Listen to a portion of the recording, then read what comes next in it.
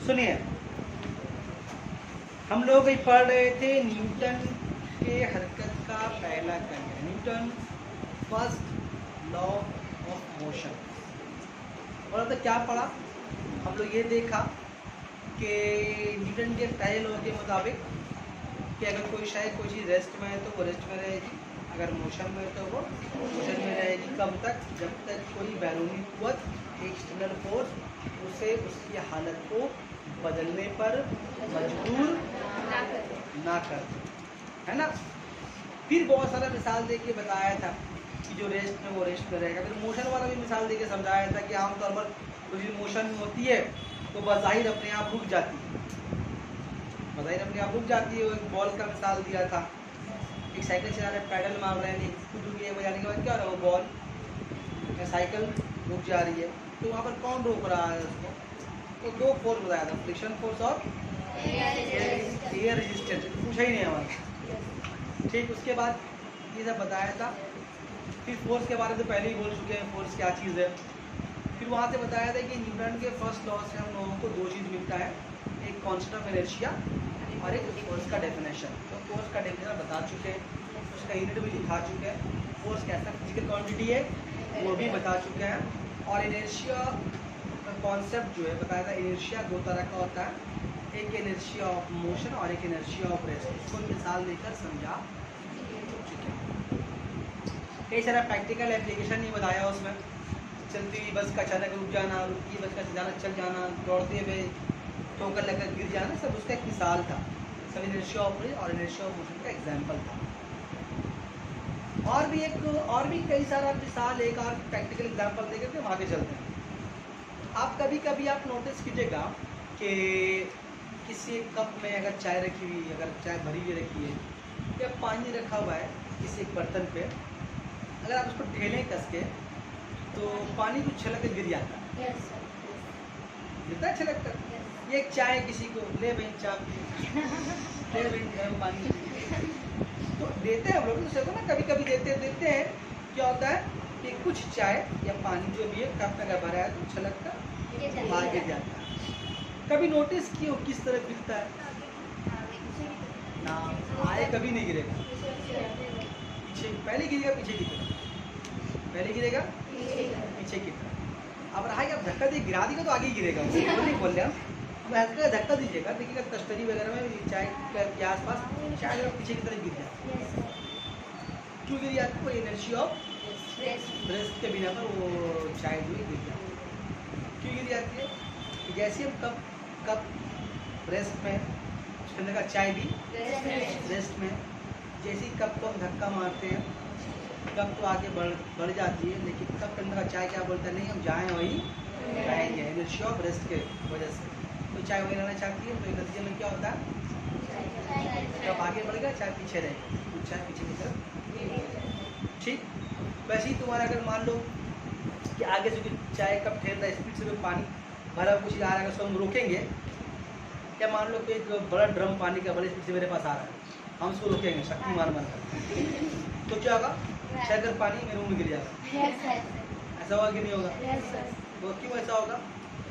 Drum आ रही थी, motion में है, पानी भी उसमें मोशन में है, ऐसे हम रोका उसको, ताकत लगा के ड्रम तो रुक गया, लेकिन पानी उसमें का वो मुझे बनाना चाह रहा था, तो आगे चबाक से मेरे मुँह में लग गया। ठीक है ना, यही बात है। ऐसे बहुत मिसाल है, कहीं पर भी उसको अप्लाई कीजिएगा तो आपको इनर्शिया ऑफ रेस्ट और इनर्शिया ऑफ मोशन घर में मिलेगा। मेरी बात समझ में आ रही है? और भी मिसाल है, कभी कभी ये लोग क्या बोलते हैं उसको, नाक उठते हैं तो बाल भीगा वगैरह क्या करते हैं हम यहाँ पर इनर्शिया ऑफ कॉन्सेप्ट। आप लेटे तो झाड़े सीधे करके वो अलग है ना, ऐसे लड़का लोग कैसे कर रहे हैं, हम नहीं कर रहे, यहाँ भी इस्तेमाल करते हैं इनर्शिया ऑफ मोशन। तो मतलब हम लोग बहुत जगह साइंस इस्तेमाल करते हैं, पता नहीं है कि यही वाला साइंस। ठीक है, चलिए आज हम लोग न्यूटन समझ के मिसाल ना, आज हम लोग चलिए पढ़ेंगे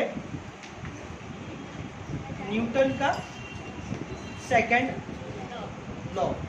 अच्छा, एक और मिसाल बताया था कि जो न्यूटन के जो लॉ में जो फोर्स है वो कैसा फोर्स है, कैसा फोर्स है वो, अनबैलेंस्ड फोर्स है। बैलेंस फोर्स होगा फिर कोई मोशन का भी नहीं होगा, हमेशा कैसा फोर्स है वो, अनबैलेंस्ड फोर्स है।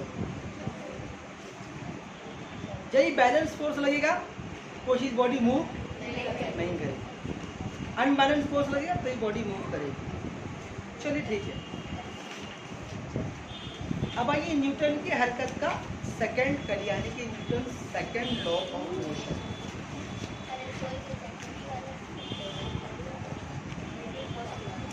न्यूटन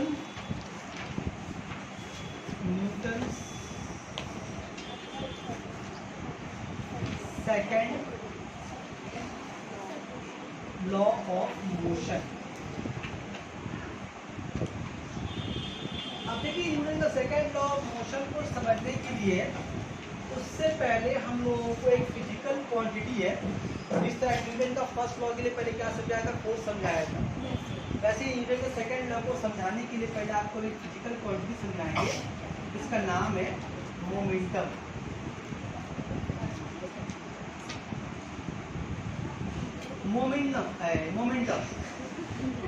मोमेंटम को आम जुबान में मतलब उर्दू में क्या बोलते हैं, मोमेंटम को उर्दू में बोलते हैं म्यार हरकत। खूब मैं लिखा म्यार हरकत।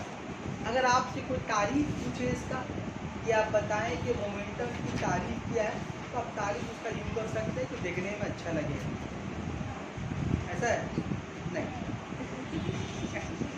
मोमेंटम की तारीफ ये है कि किसी बॉडी का मास और उसका रफ्तार, किसी बॉडी का मास और उसके वेलोसिटी को जरब कर देंगे अगर हम, तो जो आएगा वो मोमेंटम।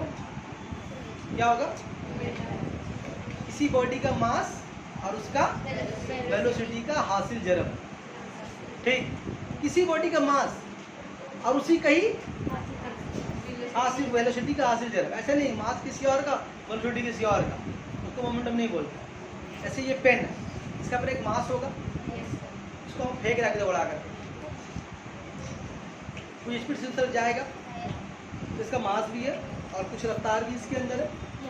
उस रफ्तार को और इसके मास को जरब कर देंगे, क्या आएगा, मोमेंटम। ये बात समझ में आ रही है?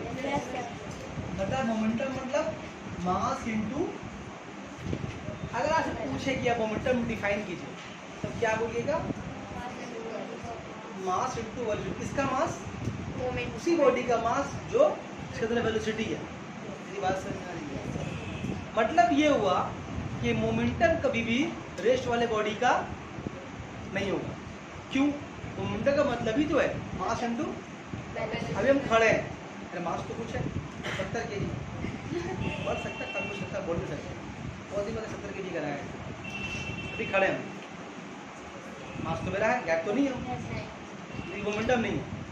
क्यों मोमेंटम नहीं है, रेस्ट में हम चलना शुरू किया, रफ्तार तो है मेरे अंदर, चल तो रहे, तो अब मोमेंटम में चल रहे हैं। ये बात सही में आ रही है? तो मोमेंटम होने के लिए जिस बॉडी का मोमेंटम निकालना है उसके अंदर रफ्तार होना जरूरी है। तो अभी ये चेयर, इसका मास है, मोमेंटम है उसमें, उड़ा कर फेंक देंगे उस तरफ जोर से, मोमेंटम आ जाएगी तो छोड़ी जाएगी। ये अगर रेस्ट में आ जाएगा तो मोमेंटम जीरो। तो मोमेंटम होने का मतलब मास इनटू वेलोसिटी, मास को जरब कर देंगे जिससे वेलोसिटी से, क्या कहलाएगा वो, मोमेंटम। मोमेंटम कैसा फिजिकल क्वांटिटी, एक तरह का वेक्टर फिजिकल क्वांटिटी।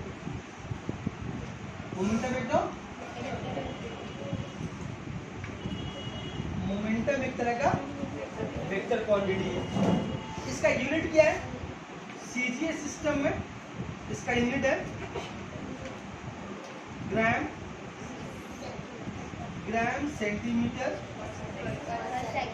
पर सेकंड। एम केस में मत बोलेंगे तो लिखना, किलोग्राम मीटर पर सेकंड। एपीएस में पाउंड, डेली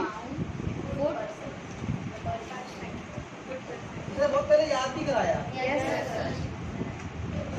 ये इकाई है मोमेंटम का डिफरेंट यूनिट है, ठीक है?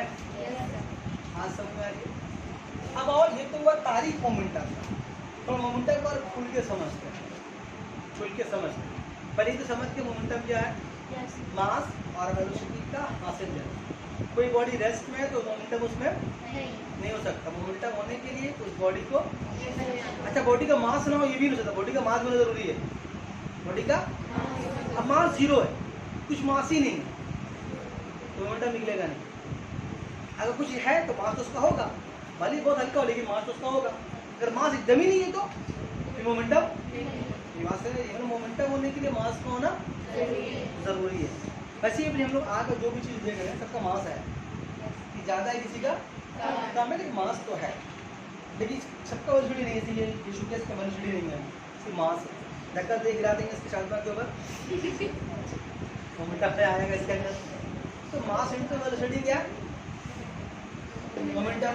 अगर वेलोसिटी जीरो मोमेंटम भी जीरो, मास जीरो तो मोमेंटम भी जीरो, दोनों जीरो और चीज़ जीरो। जब वेलोसिटी होगा तो मास तो वही रहेगा। जरूरी नहीं है, किसी किसी का मास नहीं भी हो सकता। दुनिया में ऐसी बहुत सारी चीज़ें जिसका मास नहीं है, दुनिया में ऐसी बहुत सारी चीज़ें जिसका मास नहीं लेकिन रफ्तार है उनका। बोलिए कैसे कहाँ कैसे ठीक का बात हो है। क्लास 10 में अगर बताएंगे अभी नहीं समझिए, तो बड़े आइए क्लास 10 में आइएगा, एक काम लेके नहीं आइएगा। क्यों बोल रहे हैं? ऐसी बहुत सी चीज़ें हैं जिसका मोमेंटम नहीं है क्योंकि मास नहीं है उसका, लेकिन रफ्तार है उसके अंदर। उसी रफ्तार होना मोमेंटम नहीं है, रफ्तार इंटू मास मोमेंटम। बात समझ में आ रही है? ठीक, चलिए आगे चलिए। अब आपको मोमेंटम को हम थोड़ा सा आसान लफ्जों में और समझाते हैं प्रैक्टिकल एग्जाम्पल। आपको यहाँ पर समझना ये कि ज़्यादा मोमेंटम कम मोमेंटम, ठीक है? चलिए मान लेते हैं एक बस है, एक बस है और एक बस बहुत स्पीड से चली आ रही है। रफ्तार मान दीजिएगा कितना है? 40 किलोमीटर पर आवर। कितना रफ्तार है उसका? 40 किलोमीटर पर आवर। एक ऑटो है वो भी आ रही है किससे? 40 किलोमीटर पर आवर की स्पीड से, ठीक है? दोनों आ रही है 40 किलोमीटर पर आवर की स्पीड। रफ्तार दोनों का सेम है, ठीक है?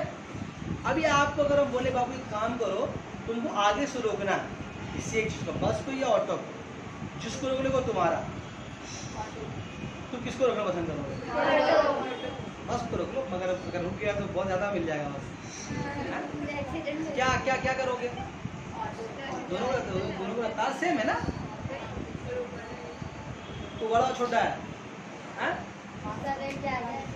साइंस के भाषा में बोलो, उसका मास ज़्यादा है, उसका मास बस का मास ज़्यादा है, ऑटो का मास कम है। जब सामने से जब बस भी आ रही है सेम रफ्तार से, ऑटो भी आ रही है सेम रफ्तार से, तो हम लोग ऑटो को रोकना पसंद करेंगे, बस रोकना पसंद नहीं करेंगे। क्यों? हम लोगों का दिमाग उस वक्त मास को नहीं कैलकुलेट करता, हम लोगों का दिमाग उस वक्त मोमेंटम को कैलकुलेट करता है। किसको करता है? उस हमारा दिमाग मास और वेलोसिटी का मिला जुला असर को कंपेयर करता है। देखता है कि बस, समझता दिमाग क्या कि बस का मोमेंटम, अभी जब बोल रहे हैं बस बड़ा है छोटा है, आप तो अपनी जुबान से बोल रहे हैं, आपको पता नहीं सो क्या, जो आप सोच रहे हैं आपका दिमाग सोच रहे हैं, आपको पता नहीं सो क्या बोलते हैं, उसको बोलते हैं मोमेंटम बोल रहे हैं। आपका दिमाग जो बात सोच रहा होता है वो बात कहलाती है मोमेंटम। तो हमारा मोमेंटम को महसूस कर रहे होते हैं, क्योंकि अगर वही चीज़ वहीं बस अगर हम थोड़ा स्लो कर दें, बस ठुकुर ठुकुर आ रही है और ऑटो वाला स्पीड में आ रही है 80 की रफ्तार से, अब बस ठुकुर ठुकुर आ रही है, तो किस तरह पसंद कीजिएगा? बस की तरफ थोड़ा सा ऑप्शन, 2-3 आदमी के बस को रोक लीजिएगा, है ना? ऑटो को रहने दो भाई, ऑटो को स्पीड से आ रहा है, वहाँ तो अब तो ऑटो तो वही जो पहले था, लेकिन अब बस को रोकना चाह रहे हैं आप। मेरी बात समझ में आ रही है? अगर ये मिसाल को बहुत अजीब लग रहा है तो आप कभी एक और मिसाल दे सकते हैं। जैसे मान लो, वैसे आप क्या मिसाल दें अगर आपको, जैसे मान लीजिए आपको भी एक डब्बा है, खाली जगह देखो ना, अरे खाली है भाई, इस पर ड्रॉप रखा हुआ, ठीक है? अब इसको आपको हम बोले इसको रोकिए, पकड़े, कौन पकड़ेगा? इधर पकड़ो, इधर पकड़ो, अजय पकड़ो। ठीक है, अच्छा ठीक है, आप बोलो। अब बोल रहे, अब पकड़ दो, अब पकड़, अब पकड़, अलग अलग छोटा इससे।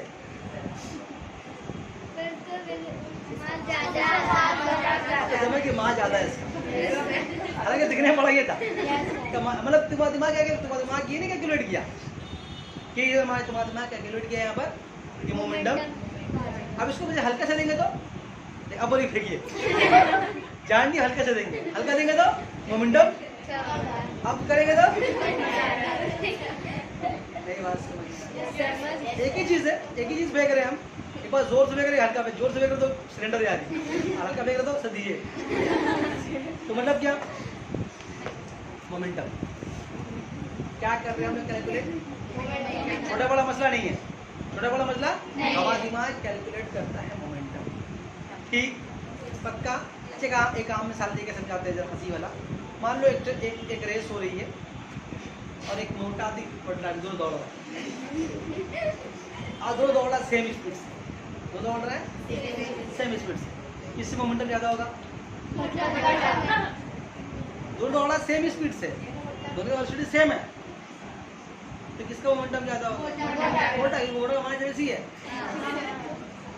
रफ्तार तो दोनों सेम है ना, मास इसका बेसी, मोमेंटम ज्यादा। दूसरा मिसाल कर ले कि मान लीजिए दो आदमी है सेम मास का, 70 kg, एक आदमी दौड़ेगा उसको 70 kg, ठीक है। अब एक आदमी दौड़, हम दौड़ रहे स्पीड से, वो दौड़ रहा आहिस्ता आहिस्ता, किसका मोमेंटम ज्यादा? मेरा। मास दोनों का सेम है, लेकिन यहाँ रफ्तार मेरा। बात समझ में आ रही है? पक्का। तो मोमेंटम का मतलब, तो हम और आप जो किसी भी एक हरकत करने वाली चीज को देख रहे होते हैं, सब में क्या उसकी रफ्तार नहीं देख रहे, उसको मोमेंटम देख रहे होते हैं। या मान लीजिए अगर आप क्रिकेट खेल रहे हैं, एक बॉलर आपको एक वो जो जिससे प्लेयर लोग खेलता वाला बॉल लेके बॉलिंग कर रहा है, तो अगर हम बैटिंग कर रहे हैं तो देख रहे बॉल स्पीड से बॉल आ रहा है, तो बॉल का स्पीड से डर नहीं रहे, बॉल जिस रफ्तार से आ रही है उसको उसका मास भी शामिल है, मल्टीप्लाई किया हुआ है, हम उसे डर रहे हैं। उसका जो नीचे असर का वो डेंजर होगा, अगर यहाँ लग गया पसली में तो पसली टूट जाएगा। मेरी बात समझ में आ रही है? बॉल से डर रहे हैं या बॉल की रफ्तार से भी नहीं डर रहे हैं या बॉल के मास से भी नहीं डर रहे हैं, बॉल का मास और रफ्तार का जो मिला जुला असर है हम उससे डर रहे हैं। मेरी बात समझ में आ रही है? हम लोग क्या कैलकुलेट करते हैं उस वक्त? मोमेंटम कैलकुलेट करते हैं। बाकी भी क्या की? Momentum calculate. हम लोग जुबान से हमारे मन में क्या बोलते हैं, सब बड़ा है तो छोटा है, तो हालांकि देखो छोटा दिए तो नहीं लेने मांगती, बड़ा दिए तो ले ले, है ना? इसी के साथ ना। एक और मिसाल दे रहे हैं आपको।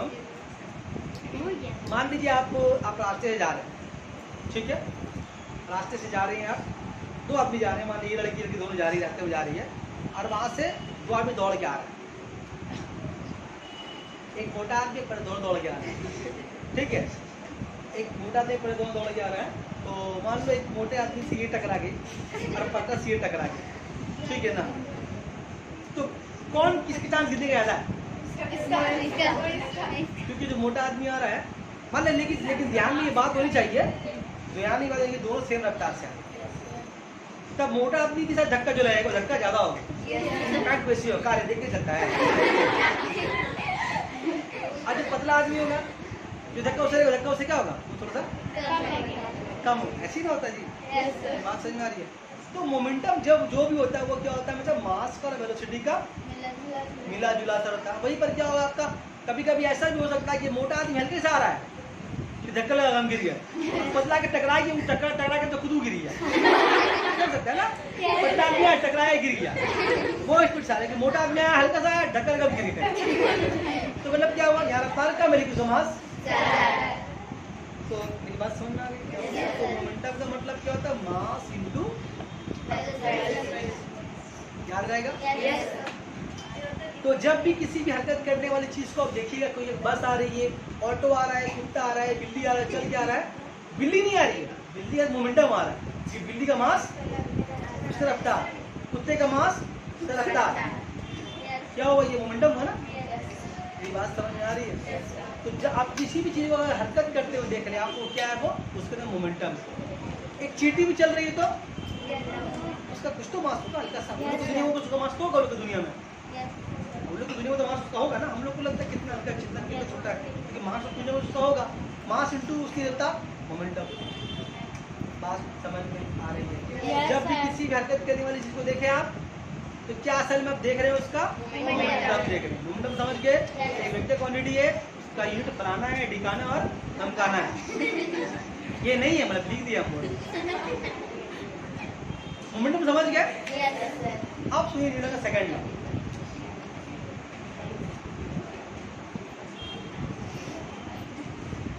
आप सुनिए second law. Second law Newton, अच्छा एक और बात पहले बता दें। अब इसे मान लीजिए कि अगर मान लीजिए इसी कोई मिसाल लेते हैं, इसको हम जोर से मारे कूद जाएगा, सर लड़ेगा, सब फटेगा। ये जो उड़ के जाएगा वहां तक, तो उस दौरान इसके बीच में क्या रहेगा? इसके अंदर मोमेंटम रहेगा।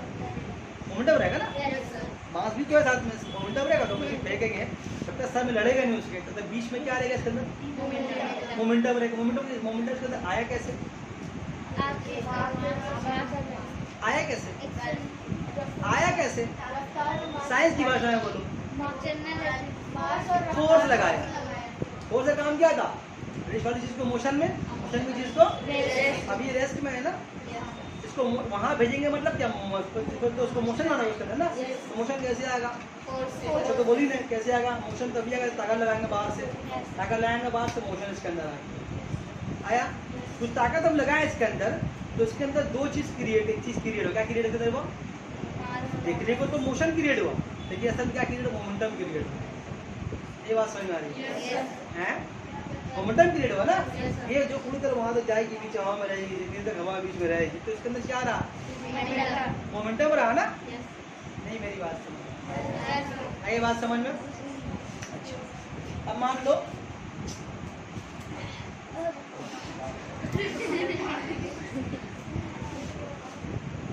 ताला को उसी के सर फेंक के मारेंगे, तो अब बताओ किस केस में ताकत ज्यादा रहेगा? ताकत क्यों? क्योंकि इसमें मोमेंटम क्रिएट करने के लिए हमको ताकत ज्यादा लगेगी। मेरी बात समझ में आ रही है? लगेगी ताकत ज्यादा, बात समझ में आ रही है? अच्छा, हम ताकत अगर लगाएंगे इसको, अगर ताकत उस तरफ लगाएं, जाए किस तरफ? ये ऐसा घूम जाएगा जरा से, जाके घूम जाएगा, उसके मुंह चला जाएगा, ऐसी फेंकेंगे उस तरफ, घूम के वहाँ चला गया, इसके नाक नाके लग गया, उसका आगे मुंह में लग गया।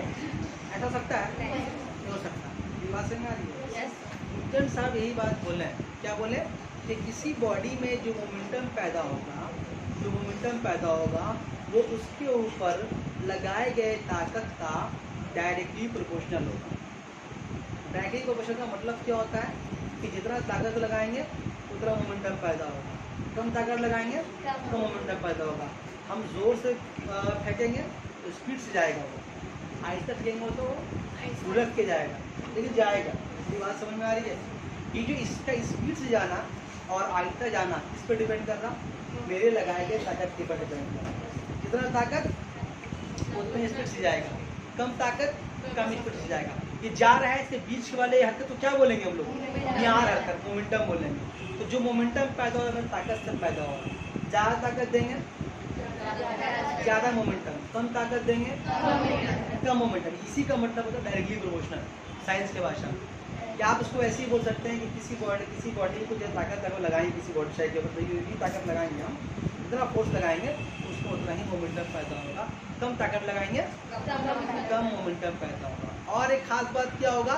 ये जो शीशी है, ये उसी तरफ हरकत करेगी जिस डायरेक्शन में हम ताकत लगाएंगे। ऐसा नहीं होगा ताकत हम वहाँ लगाएं या कि रात घूम जाएगा यहाँ से, या कि वहाँ घूम जाएगा, ऐसा हो सकता है कभी?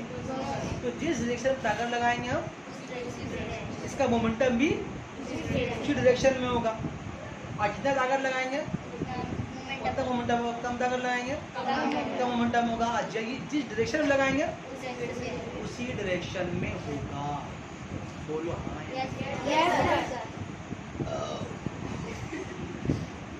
पक्का? अच्छा, अब आप उसको अगर फेंकें तो बताओ, फेंकेंगे इसका मोमेंटम आगे जाने के बाद आहिस्ता आहिस्ता बढ़ेगा या घटेगा? घटेगा ना? घटेगा ना? क्योंकि जाएगा तो आहिस्ता आहिस्ता स्लो होगा। नहीं बात समझ में आ रही है? Yes, sir. कभी कभी मोमेंटम बढ़ भी सकता है। एक मोमेंटम कैसे बढ़ सकता है बोलो तो? ऐसे मान लो तो फेंका, वो तो किताब से कस के जोर से मारा और कुछ दूर चला गया, मोमेंटम घट गया ना बढ़ गया, फिर बढ़ गया। मोमेंटम घट भी सकता है, मोमेंटम बढ़ भी सकता है। अभी मिसाल दे रहे घटने का, ठीक है?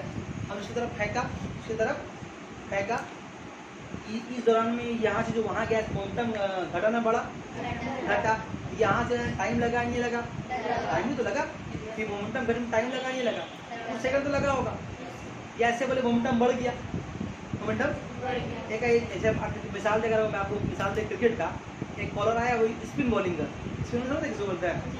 Spin bowling. वो कैसा होता है? स्लो बॉल होता है, वो बॉल घूमता है, ठीक है? मैच देखते हैं, क्रिकेट देखते हैं, वो बॉल घूमता है, ऐसी बॉल यहाँ गिरेगा, घूम के चलेगा विकेट के अंदर, है ना? मान लीजिए बॉलर स्पिन बॉलिंग कर और आप एकदम लेके एकदम मारे विराट कोहली की तरह स्पीड में, तो आपने क्या किया? मोमेंटम बढ़ा दिया उसका, मोमेंटम बढ़ा दिया, बढ़ाया ना? तो वो जो घटा हुआ से जो मोमेंटम बढ़ा, टाइम लगा नहीं लगा? टाइम लगा, तो मतलब मोमेंटम का तब्दीली में टाइम लगेगा। ज़्यादा से कम हो या कम से कुछ तो टाइम खर्चा होगा या नहीं होगा? मेरी बात समझ में आ रही है? तो जब मोमेंटम टाइम के साथ घटे और बढ़े, कब? ताकत लगाने पर। ताकत अगर लगाएं, अगर मोमेंटम टाइम के साथ बढ़ रही है या टाइम के साथ घट रही है, क्या इसको बोलते हैं? इसको बोलते हैं मोमेंटम की तब्दीली की शरह। या इंग्लिश में बोलेंगे तो क्या इसको बोलते हैं? Rate of change of momentum. हम इसे बता देंगे पूरा, फिर समझा देंगे आपको। Rate of change of momentum. देखिए, जब आपका मोमेंटम टाइम के साथ बदले, जब मोमेंटम बदले टाइम तो खर्चा होगा ना जी। जब मोमेंटम बदलेगा, जब मोमेंटम चेंज होगा, टाइम तो खर्चा होगा। तो क्या उसको बोलेंगे? Rate of change of. जैसे ही बोलेंगे रेट ऑफ चेंज मोमेंटम, तो इसका माने होता है मोमेंटम पर तब्दीली टाइम के साथ। इसका माने होता है मोमेंटम पर तब्दीली टाइम के साथ। तो जब किसी चीज़ पर ताकत लगाएंगे, फोर्स लगाएंगे, तो उस बॉडी में क्या पैदा होगा? Rate of change of momentum पैदा होगा, ठीक है? और वो rate of change of momentum होगा, वो डिपेंड करेगा मेरे लगाए गए ताकत। जितना ताकत लगाएंगे उतना ही मोमेंटम का रेट ऑफ चेंज बढ़ेगा। जितना कम ताकत लगाएंगे उतना ही रेट ऑफ चेंज मोमेंटम का कम होगा। और दूसरी बात क्या है कि उसी सिर्फ हरकत करेगा, उसी डायरेक्शन में हरकत करेगा जिस डायरेक्शन में हम लोग ताकत। बात सही आ रही है? सारा बच्चा हम समझा दिया, बुक में लिखा हुआ, वहाँ से याद करना, सभी का बुक में लिखा हुआ। बात समझ में आ रही है? पक्का?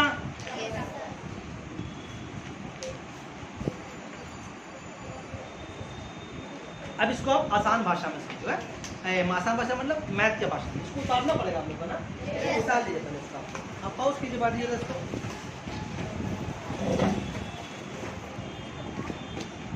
तो मोमेंटम किस में होगा हमेशा? अभी जब बात समझ में क्या है, मोमेंटम किस में होता है हमेशा?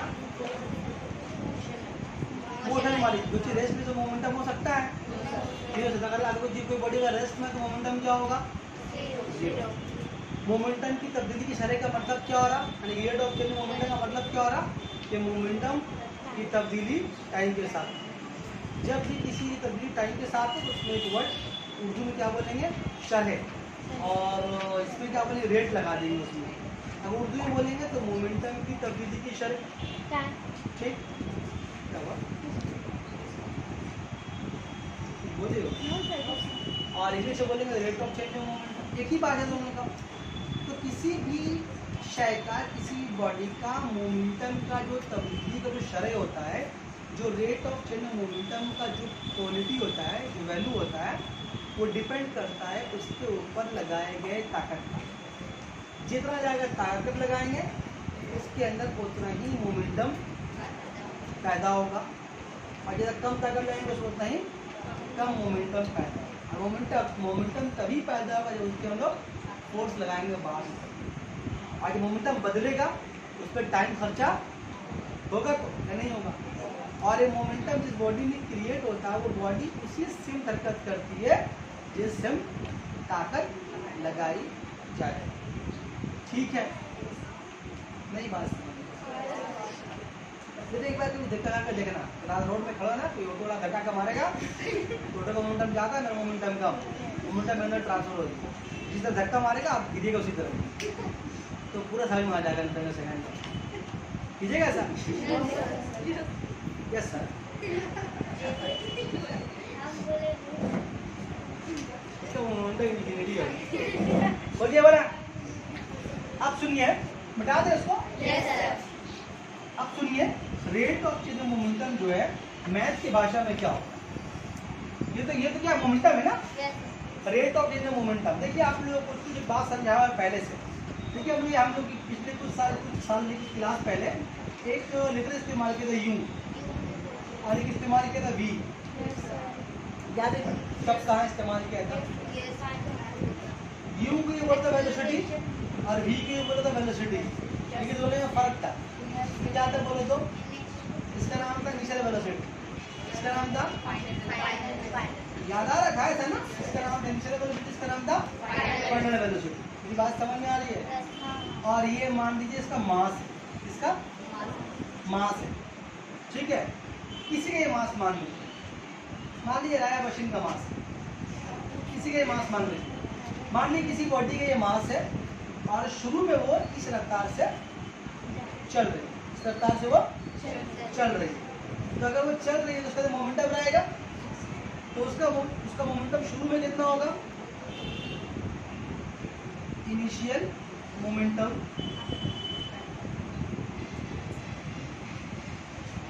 क्या होगा? उसका मास और उसका शुरू का वेलोसिटी। ये कौन सा मोमेंटम कहलाएगा? Initial momentum. क्यों? क्योंकि ये लिख दे बगल में यहाँ पर, क्योंकि ये इनिशियल है। आइए वाला। अच्छा, मास कभी भी इनिशियल फाइनल नहीं होगा। क्यों नहीं होगा बोलो तो? ये मास कभी भी इनिशियल फाइनल नहीं होगा, क्योंकि वो आहिस्ता चले या जोर चले, मास तो उसका वही रहेगा ना। ऐसा नहीं है कि मतलब दौड़ोगे जोर से तो मास खत्म, मास घट जाएगा, हाथ पाँव कट के निकल गया, मुंडी निकल गया, तो दुबला हो गया, यहाँ दौड़ के स्टैंड पे दुबला हो गया, ऐसा नहीं होगा ना। मास तो कभी घटे बढ़ेगा नहीं। ये बात समझ में आ रही है? मास जो है, मास कभी इनिशियल कभी फाइनल। तो ये शुरुआत में इतने इतने इतने रफ्तार से चल रही है। कौन चल रही है? राया मशीन। उसका मोमेंटम कितना है? m into you. ये इसका शुरुआती वेलोसिटी है, ठीक है? चल रही है ना। अब मान लो पीछे से मान लो ये गौसिया आकर के जो धक्का दी जोर से, तो क्या होगा? ये धक्का दी मतलब इसका रफ्तार बढ़ गया, कूद जाएगी। उसका मतलब है, हमको सबका फर्क है, दौड़ के कूद जाएगी, गिर जाएगी, है ना? अगर धक्का जैसे देंगे धड़पड़ा के कूद जाएगी, गिर जाएगी। ये बात समझ में आ रही है? तो धक्का देने से क्या होगा? इसके वेलोसिटी में मिसाल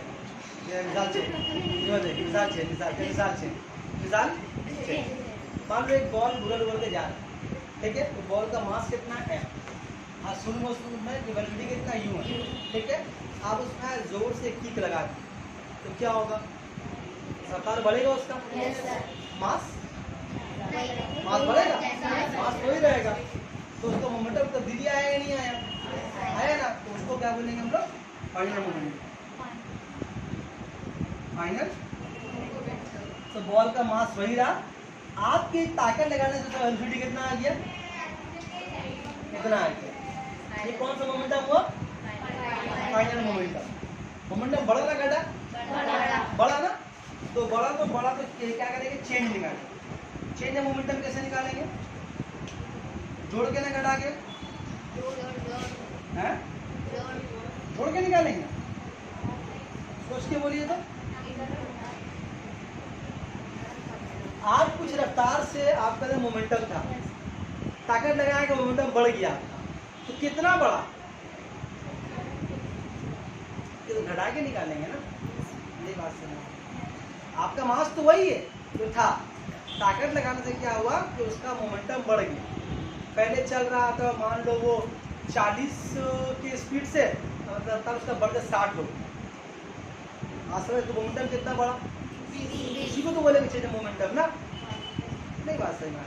अभी अगर आपसे अगर अभी मान लीजिए आलू का दाम मान लीजिए 20 रुपये किलो है, अब हम बोलेंगे आलू का दाम 5 रुपये बढ़ गया, तो दाम कितना हो गया? कैसे बोले आलू का दाम 25 रुपये किलो हो गया, तो बढ़ा कितना?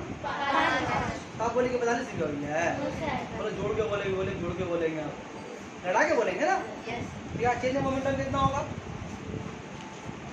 M V minus M U, ये क्या हुआ? Change of momentum. जब ये चेंज ऑफ मोमेंटम टाइम के साथ हम लोग मेजर करेंगे, क्या कहलाएगा वो? Rate of change of momentum. तो ये क्या करेंगे? टाइम से हम लोग इसको तकसीम कर देंगे। ऐसा काम कहाँ किया तो याद है? एक जगह किया हम लोग, कहाँ किया बोलो तो?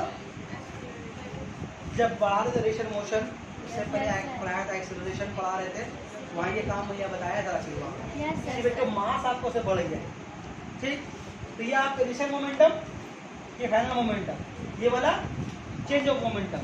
जब टाइम के साथ मेजरमेंट करेंगे तो rate of change of momentum, ये क्या करेगा? Rate of change of momentum. बात समझ में आ रही है?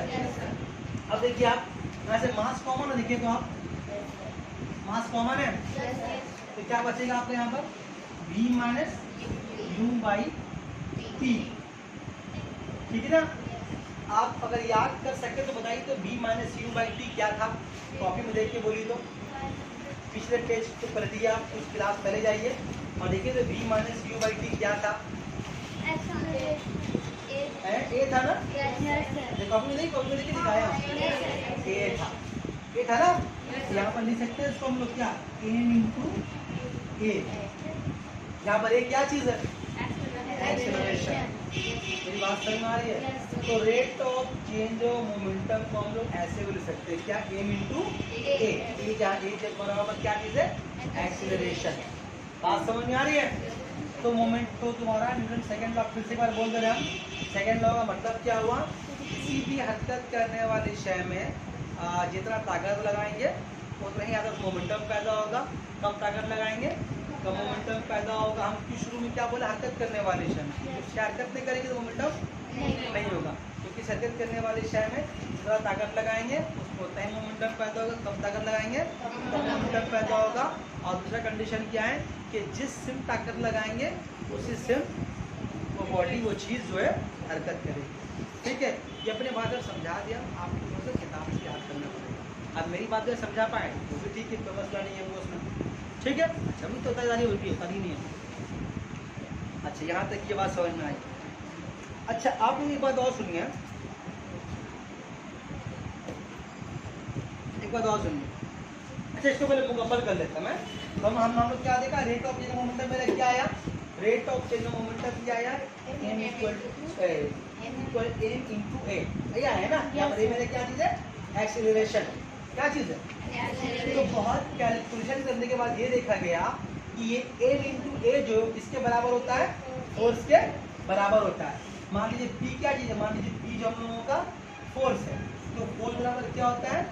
m इंटू ए। ये फोर्स का आप सोच रहे फोर्स को p से क्यों लिखे आप?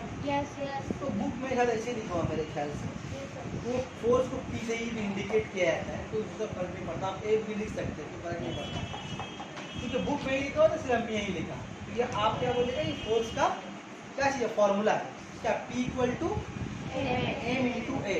मतलब किसी बॉडी का मास और उसको एक्सेलरेशन से जरब कर देंगे तो उसके बाद ताकत कितना लगाया गया वो चीज़ हम लोग मालूम कर सकते हैं।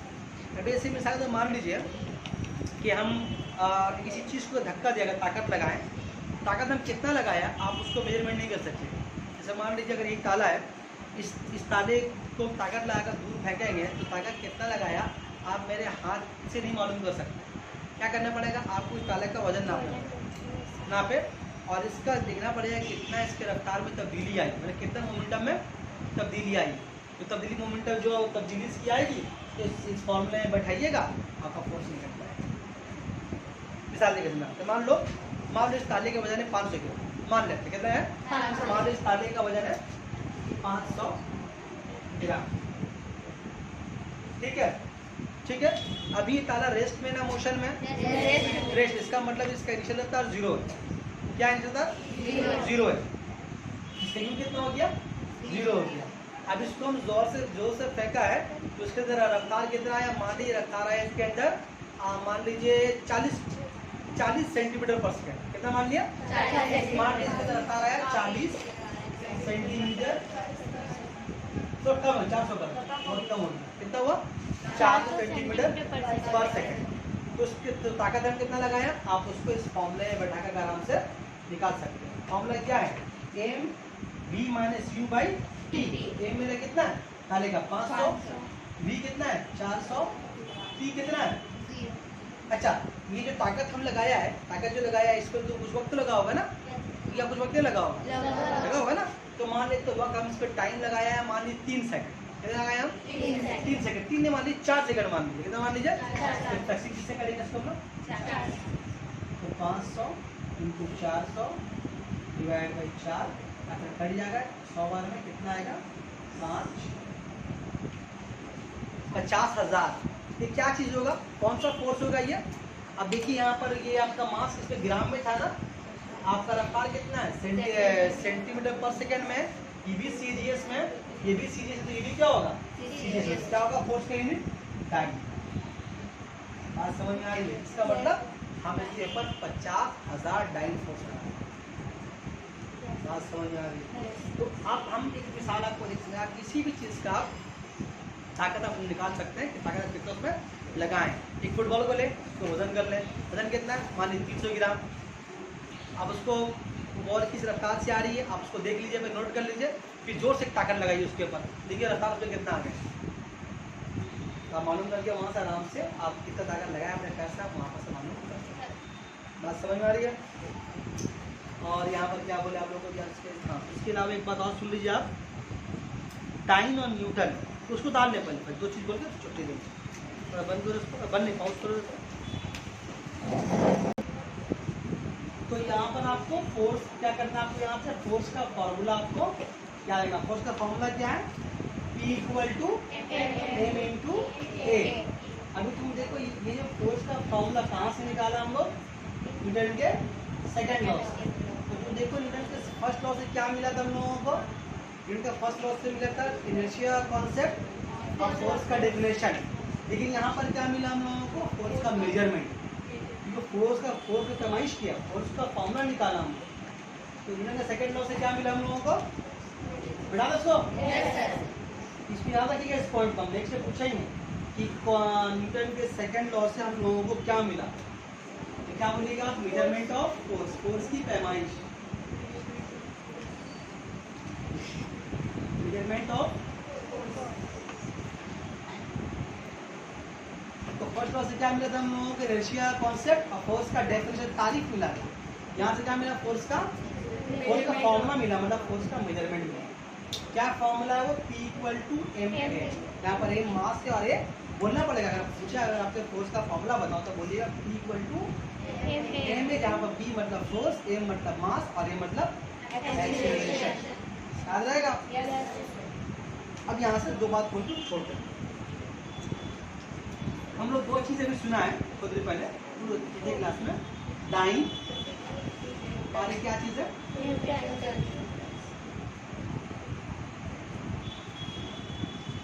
ध्यान से देखिएगा। डाइन किसका नाम था असल में, डाइन असल में नाम था ग्राम सेंटीमीटर पर सेकंड स्क्वायर। और यूनिट किसका नाम है, किलोग्राम मीटर पर सेकंड, है ना। थोड़ा सा एक बात ध्यान दीजिए यहाँ पर आप, अब हमको ये बताएं कि ये सेंटीमीटर पर सेकंड स्क्वायर क्या चीज, सीधी वाला याद है किसी को, ये सेंटीमीटर पर सेकंड स्क्वायर क्या चीज, एक्सीलरेशन है ना। मीटर पर सेकंड स्क्वायर क्या चीज, ये भी एक्सीलरेशन। किस पे इसका यूनिट है, एम के सिस्टम में। ये भी किसका यूनिट है, एक्सीलरेशन है। किस पे यूनिट है, बात समझ में आ रही है। अब सुनिए यहाँ पर एक बात, ये डाइन का दूसरा नाम है, यूनिट का दूसरा नाम है। कैसे बोले, किसका नाम दूसरा ये, इसका दूसरा ये वाला। आपसे पूछ ले कि डिफाइन डाइन, डाइन की तारीफ करो, तारीफ कैसे करेंगे डाइन की? वो तारीफ नहीं, वो डाइन की तारीफ, डाइन की तारीफ कौन करता है? डाइन तो है खतरनाक, डाइन तारीफ कौन से करेंगे? वो तारीफ नहीं और वो डाइन भी नहीं है, ठीक है। अगर आपसे कोई बोले बताओ define one dyne, define dyne, dyne को डिफाइन करो, तो आप सभी लोग तो डिफाइन कैसे करोगे डाइन को? तो सुनो क्या बोलोगे, जैसे हम बोल रहे हैं ऐसे ही बोलो।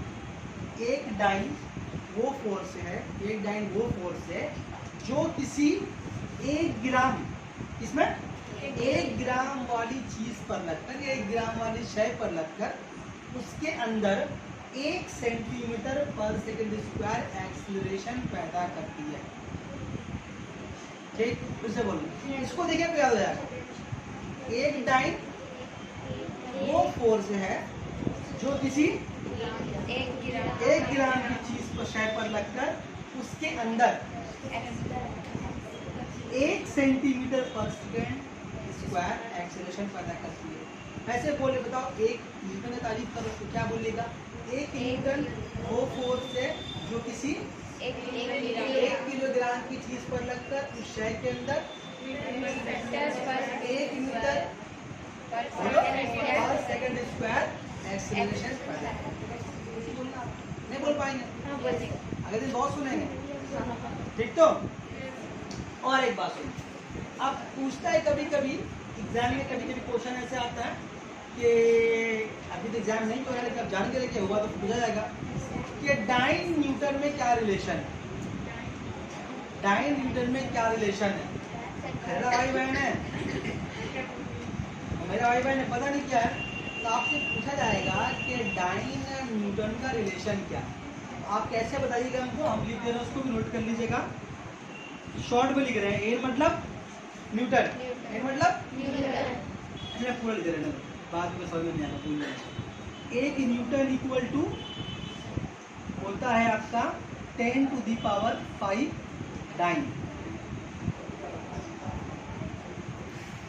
मतलब 1 न्यूटन बराबर कितना डाइन है? 10 टू दी पावर 5 है, 10 के ऊपर 5 पावर है। ये इन दोनों के बीच में रिलेशन है, डाइन और डाइन और न्यूटन के बीच में रिलेशन है। या फिर उसको बोलते डाइन की तारीफ कैसे करेंगे? एक डाइन वो फोर्स है जो किसी 1 ग्राम की चीज पर लगकर उसके अंदर 1 सेंटीमीटर पर सेकंड स्क्वायर एक्सीलरेशन पैदा करती है।